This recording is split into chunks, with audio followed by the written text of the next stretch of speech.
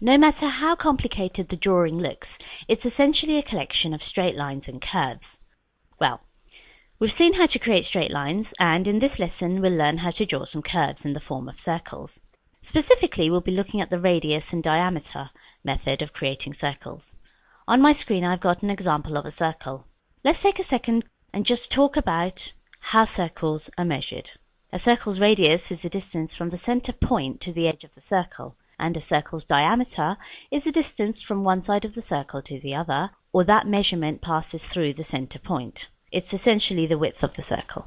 To draw a circle, I'll move up of the Draw panel in the ribbon and click the circle icon. I will then click to define the center point of my circle, and as I pull away, notice that I'm getting the same rubber band effect that we get when we create a line segment.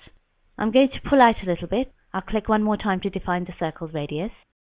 Now this circle is nice but has no real geometric value.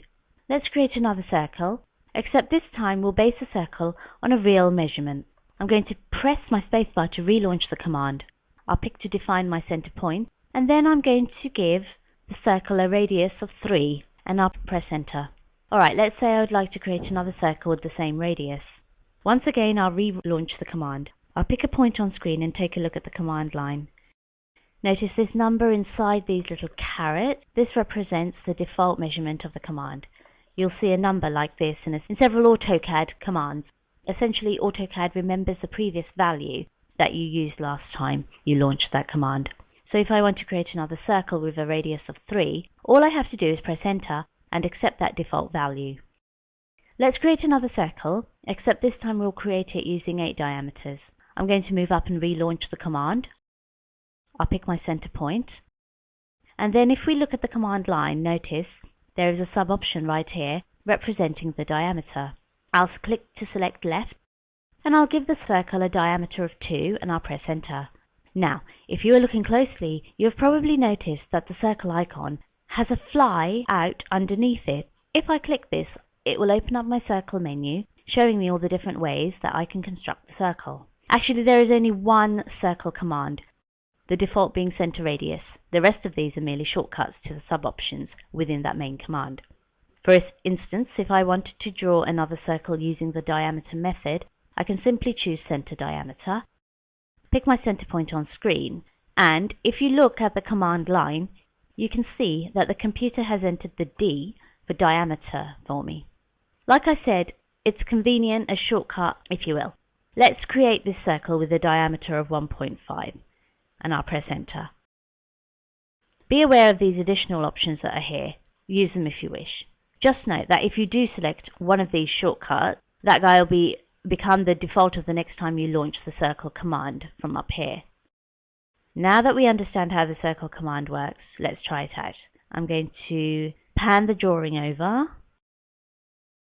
On my screen I have some example circles. Let's see if we can recreate this geometry. I'll start with this circle right here. Since this circle is asking for radius, I'm going to open the flyout and choose the center radius method. I'll click to define my center point, and the circle has a radius. Now press enter. Next, we'll recreate this one. Take a look at this icon that's being used in the dimension. This is a standard symbol representing the diameter. So to create this circle, I'll launch the circle command. Pick my center point. I'm going to use the diameter option, and I'll give this a diameter of 2. Finally, we'll create this circle. Notice that its dimension is conspicuously absent. That's alright, we can get the dimension ourselves. If I select the circle and come over to my properties palette, my palette happens to be anchored to the left side of the screen. If your properties palette is not visible, you can press Ctrl 1 to toggle its display. I will then come down to the geometry area, and I can see that this circle has a radius of 4. So I'll move my cursor back in the model space, and I'll press Escape to deselect the object. I'll launch the circle command one more time, pick my center point, and give the circle a radius of 4. I'm sure that knowing what we know now, it's safe to say that we can create just about any circle that our design may require.